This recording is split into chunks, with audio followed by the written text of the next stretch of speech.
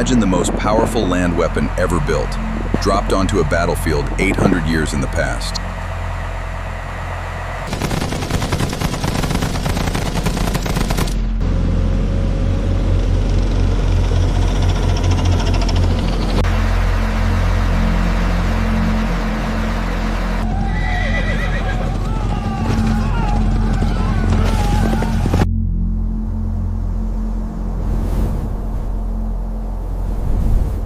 "1,300 years ago, the largest army the world had ever seen rode across these grasslands. Batu, 30 years old, elite horse archer of Genghis Khan's imperial guard. The greatest mounted archers in human history. They could fire 12 arrows per minute at full gallop.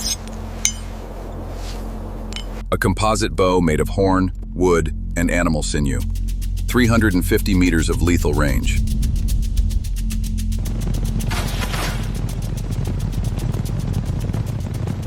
Subutai, the greatest maneuver warfare general who ever lived. 100,000 horsemen, 400,000 horses. The ground trembles before you hear them. 24 million square kilometers, the largest land empire in human history, built on horseback.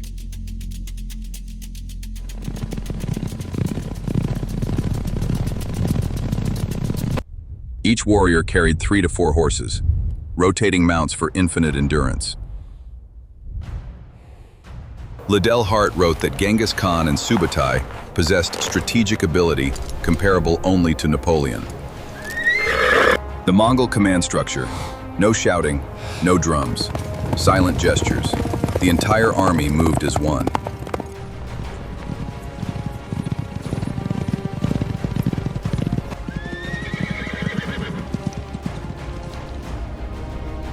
The Mongols conquered the world with mobility, feigned retreats, encirclement, infinite endurance.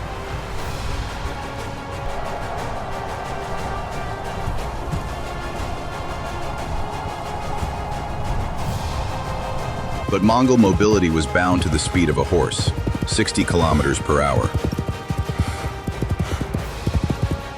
The Abrams carries its mobility in 70 tons of steel, 70 kilometers per hour.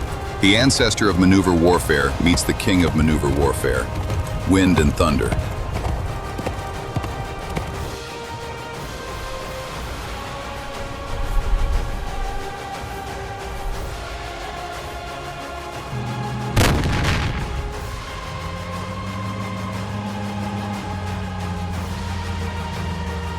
Commander Cleveland scans the horizon.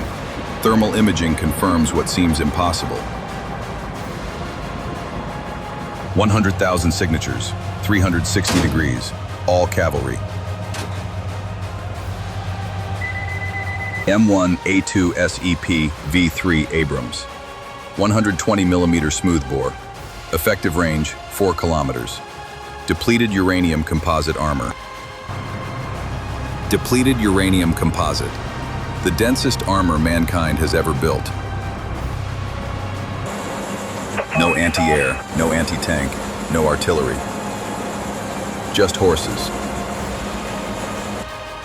Mongol bow, 350 meters. Abrams main gun, 4,000 meters plus. The gap, 3.65 kilometers of death.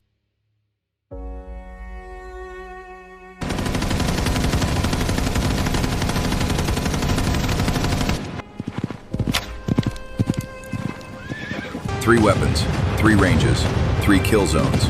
The cavalry rides into each one. 360-degree turret, independent thermal tracking. The tank has no blind spot. 40 rounds of 120 mil, each one capable of destroying anything the ancient world can field. 4 kilometers out, gunner locks the densest formation.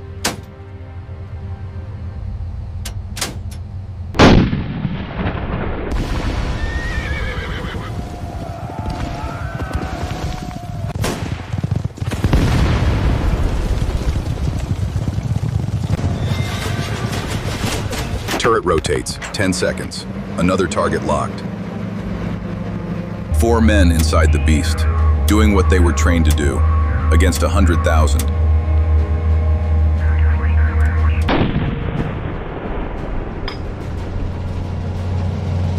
The officers adapt, spread the formation, make smaller targets. But the math is impossible. The archers fire, 350 meters. The arrows fall, 3.65 kilometers short.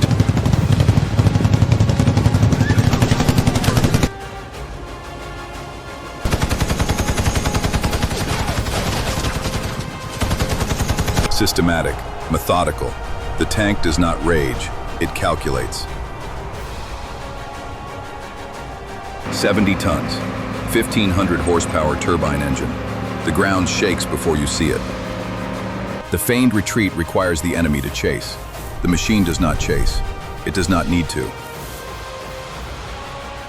100,000 horsemen. The horde surrounds the Abrams in a perfect circle. Subutai orders the encirclement. The Mongols' greatest advantage. Numerical superiority turned into tactical geometry.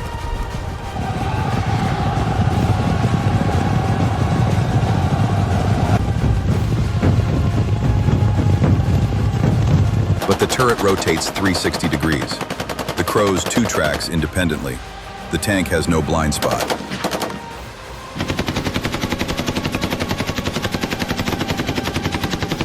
Some historians argue the numbers were exaggerated. Perhaps 50,000, perhaps 150. It does not matter.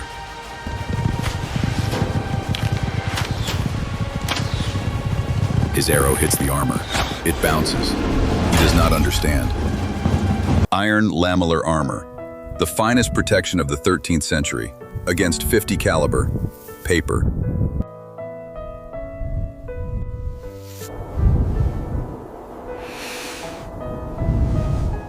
Depleted uranium composite armor.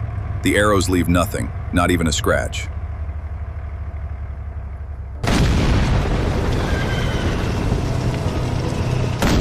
Encirclement, failed. Arrows, useless. Charges, dissolved. 100,000 warriors, and nothing works. The feigned retreat, Genghis Khan's most famous tactic. The entire army runs. A trap that destroyed 3 empires. Forward force retreats. The enemy pursues. The hidden flank closes the circle.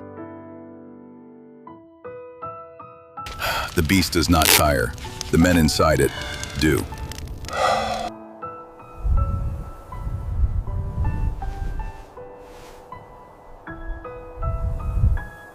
But the Abrams does not pursue. 70 tons of steel does not need to chase horses. The bait sits on the grass. The tank does not bite. The hidden flank returns. The trap closes. But the tank never moved.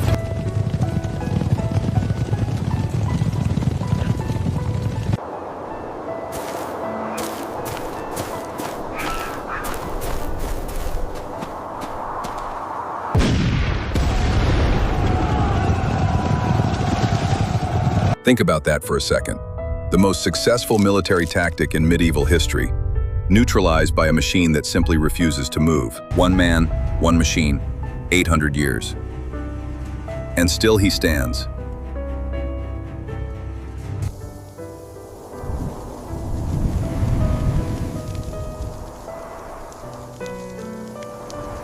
Batu has never seen a weapon that ignores the feigned retreat, but he is not done.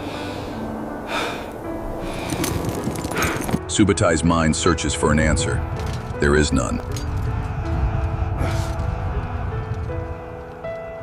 Fire arrows, naphtha soaked, the last weapon of desperation. Batu lights his arrow. He knows it will not work, but a Mongol warrior does not stop.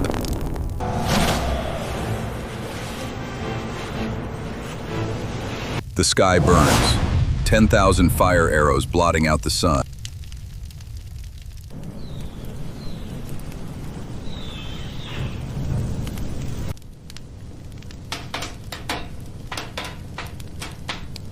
They gather, they ride. The Mongols always ride.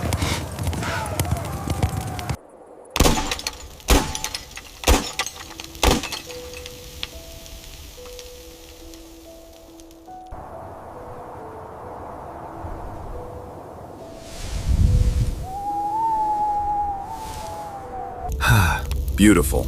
and completely useless. You cannot set fire to steel. 600 degrees. The fire arrow burns at 600. Depleted uranium melts at 1132. It is not even close. The iron beast burns, and the fire goes out.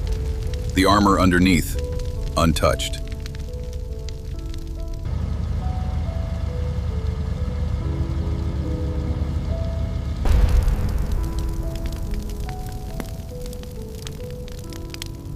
You know what gets me? They tried everything. Encirclement, feigned retreat, fire. 800 years of perfected tactics against 800 years of engineering. The tank targets the rear, supply carts, provision herds, the spine of the army. For the first time, the beast moves, not to chase, to finish. Look at it, the same beast. Arrows, fire, encirclement, not a dent.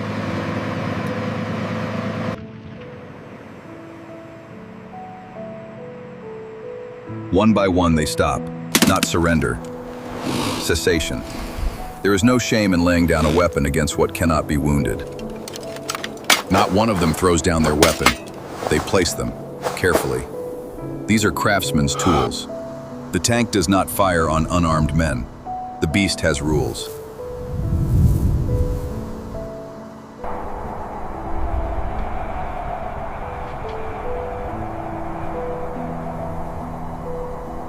Subutai, the greatest general, watching his tactics fail for the first time.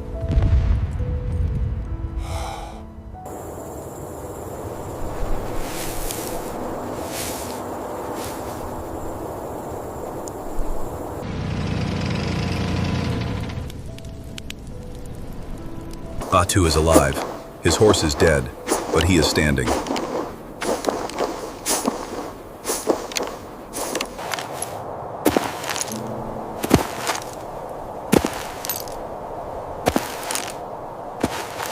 The same arrow he was sharpening in the morning. Blunted against steel.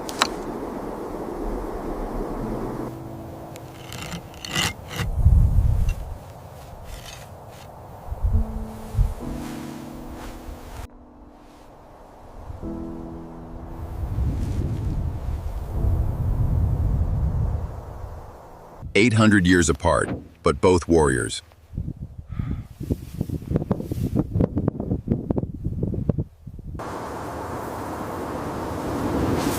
The Mongols were swift as the wind. The Abrams as heavy as thunder. Tonight, thunder won.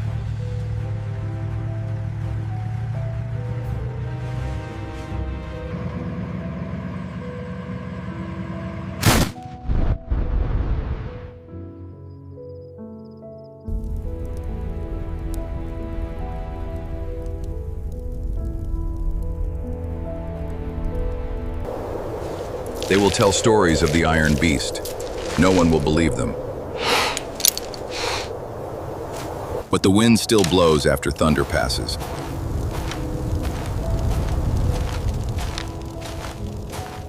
Batu mounts a surviving horse. He rides. The Mongols always ride.